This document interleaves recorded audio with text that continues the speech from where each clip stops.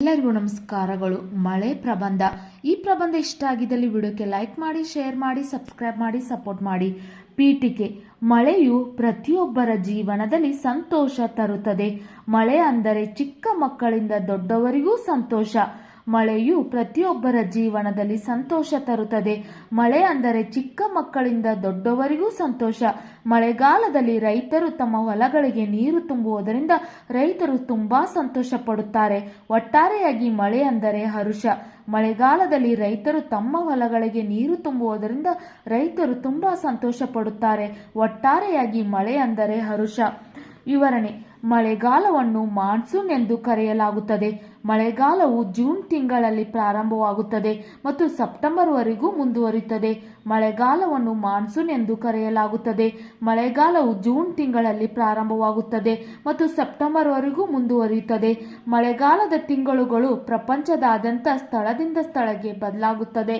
ಮಳೆಗಾಲದ ತಿಂಗಳುಗಳು ಪ್ರಪಂಚದಾದ್ಯಂತ ಸ್ಥಳದಿಂದ ಸ್ಥಳಕ್ಕೆ ಬದಲಾಗುತ್ತದೆ. ಕೆಲವೆಡೆ ಇದು 1 ತಿಂಗಳವರೆಗೆ ಇರುತ್ತದೆ, ಆದರೆ ಕೆಲವು ಸ್ಥಳಗಳಲ್ಲಿ 3 ಮತ್ತು 4 ತಿಂಗಳವರೆಗೂ ಮುಂದುವರಿಯುತ್ತದೆ. ಕೆಲವೆಡೆ ಇದು 1 ತಿಂಗಳವರೆಗೆ ಇರುತ್ತದೆ, ಆದರೆ ಕೆಲವು ಸ್ಥಳಗಳಲ್ಲಿ 3 ಮತ್ತು 4 ತಿಂಗಳವರೆಗೂ ಇರುತ್ತದೆ.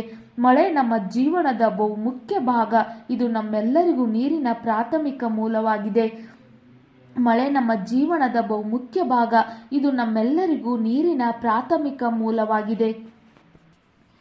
ಮಳೆಯು ತುಂಬಾ ಸುಂದರವಾಗಿರುತ್ತದೆ. ಪ್ರತಿಯೊಬ್ಬರು ಮಳೆಯನ್ನು ಆನಂದಿಸಲು ತಮ್ಮದೇ ಆದ ಮಾರ್ಗವನ್ನು ಹೊಂದಿದ್ದಾರೆ. ಮಳೆಯು ತುಂಬಾ ಸುಂದರವಾಗಿರುತ್ತದೆ. ಪ್ರತಿಯೊಬ್ಬರು ಮಳೆಯನ್ನು ಆನಂದಿಸಲು ತಮ್ಮದೇ ಆದ ಮಾರ್ಗವನ್ನು ಹೊಂದಿದ್ದಾರೆ. ಮಳೆಯಿಂದ ಹೊಲಗದ್ದೆಗಳು ತುಂಬುತ್ತವೆ.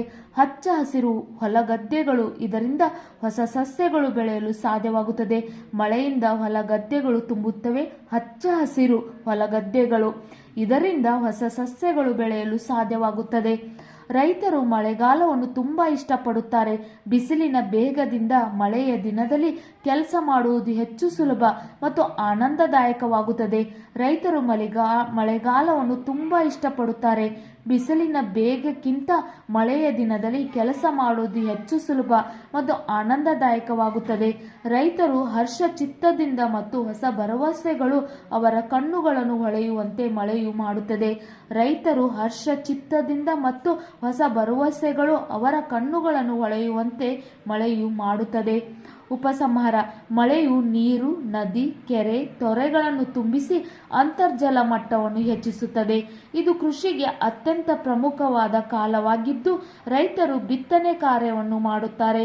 ಪ್ರಕೃತಿಯ ಸಮತೋಲನಕ್ಕೆ ಮತ್ತು ಭೂಮಿಯ ಮೇಲಿನ ಪ್ರತಿಯೊಂದು ಜೀವಿಯ ಜೀವನಕ್ಕೆ ಮಳೆಗಾಲ ಅತ್ಯಗತ್ಯ. ಮಳೆಯು ನೀರು, ನದಿ, ಕೆರೆ, ತೊರೆಗಳನ್ನು ತುಂಬಿಸಿ ಅಂತರ್ಜಲ ಮಟ್ಟವನ್ನು ಹೆಚ್ಚಿಸುತ್ತದೆ. ಇದು ಕೃಷಿಗೆ ಅತ್ಯಂತ ಪ್ರಮುಖವಾದ ಕಾಲವಾಗಿದ್ದು ರೈತರು ಬಿತ್ತನೆ ಕಾರ್ಯವನ್ನು ಮಾಡುತ್ತಾರೆ. ಪ್ರಕೃತಿಯ ಸಮತೋಲನಕ್ಕೆ ಮತ್ತು ಭೂಮಿಯ ಮೇಲಿನ ಪ್ರತಿಯೊಂದು ಜೀವಿಯ ಜೀವನಕ್ಕೆ ಮಳೆಗಾಲ ಅತ್ಯಗತ್ಯ. ನಿಮಗೂ ಕೂಡ ಈ ವಿಡಿಯೋ ಇಷ್ಟ ಆಗಿದ್ದಲ್ಲಿ ವಿಡಿಯೋಕ್ಕೆ ಲೈಕ್ ಮಾಡಿ, ಶೇರ್ ಮಾಡಿ, ಸಬ್ಸ್ಕ್ರೈಬ್ ಮಾಡಿ, ಸಪೋರ್ಟ್ ಮಾಡಿ. Thank you.